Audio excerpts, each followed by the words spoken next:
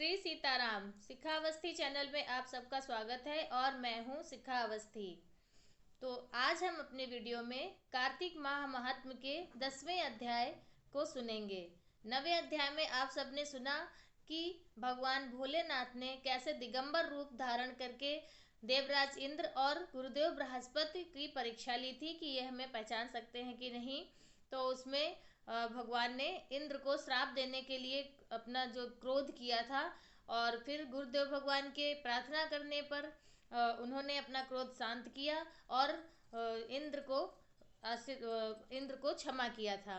तो वो जब भगवान ने क्रोध किया तो वो जो उनका तेज था, वो जो उनका क्रोध रूपी जो उनका तेज बन गया, और तो वो उन्होंने अपने क्रोध को कहाँ पर किस स्थान पे उसे शांत किया, ये हम 10वें अध्याय में श्रवण करेंगे।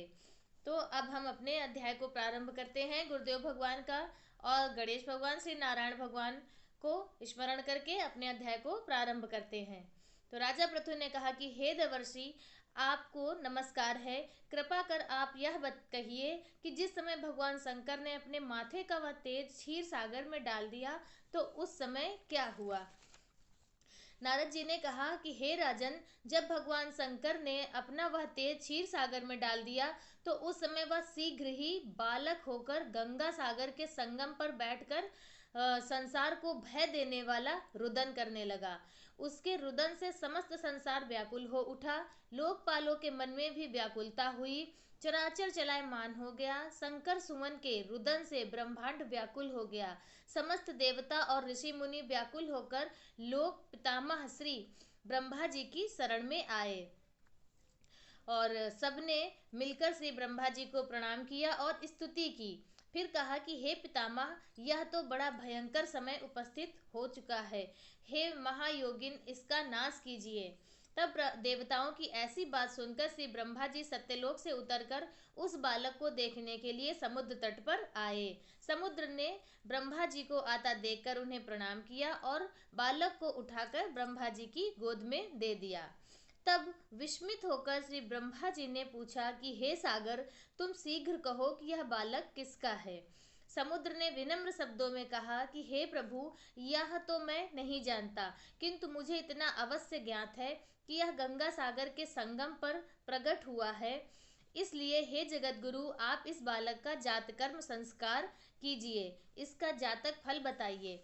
नारद जी कहते हैं कि इधर तो सागर ब्रह्मा जी के गले में हाथ डालकर बार बार उनको आकर्षित कर रहा था। वह बालक जो सागर के तट पर मिला है, सभी को प्राप्त हुआ है, वह ब्रह्मा जी के गले में हाथ डालकर जैसे छोटे बालक अपना वात्सल्य प्रेम दिखाते हैं, वो उसी तरह वह वात्सल्य प्रेम दिखाकर अपना ब्रह्मा जी को आकर्षित कर रहा था। फिर तो उसने ब्रह्मा जी का गला इस जोर से पकड़ा कि उससे पीड़ित हो ब्रह्मा जी के नेत्रों से आंसू टपकने लगे।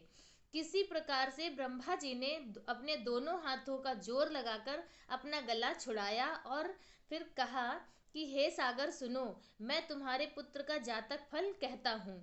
मेरे नेत्रों से जो यह जल निकला है, इस कारण इसका नाम जलंधर होगा। यह उत्पन्न होने के साथ ही तरुण हो गया है। इससे यह सब शास्त्रों का पारगामी, महापराक्रमी, महावीर, जवान, महायोद्धा और रण दुर्मद होगा।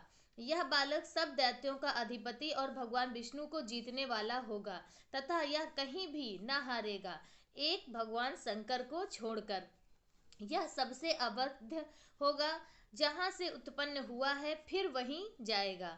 इसकी स्त्री बड़ी ही पतिव्रता, सौभाग्यशालिनी, सर्वांग सुंदरी और परम मनोहर, मिष्टभाषणी तथा शीलवान होगी।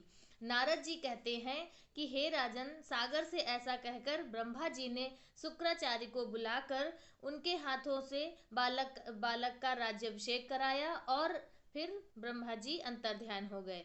फिर तो बालक को देखकर सागर बड़ा ही प्रसन्न हुआ और घर आ गया। कितने ही उपाय से उसका पालन कर उसको पुष्ट किया। फिर कालनेम नामक असुर को बुलाकर उसका वृंदा नाम की कन्या से सविधि विवाह करवा दिया।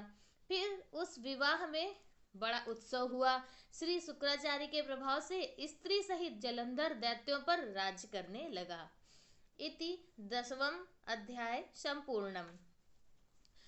तो आप सबने सुना कि कैसे जलंधर जो शंकर जी के क्रोध से तेज से उत्पन्न हुआ बालक, जिसका विवाह वृंदा नाम की कन्या से हुआ, जो बहुत ही पतिव्रता, शीलवान, सौभाग्यशाली और सुंदर वर्ण की है।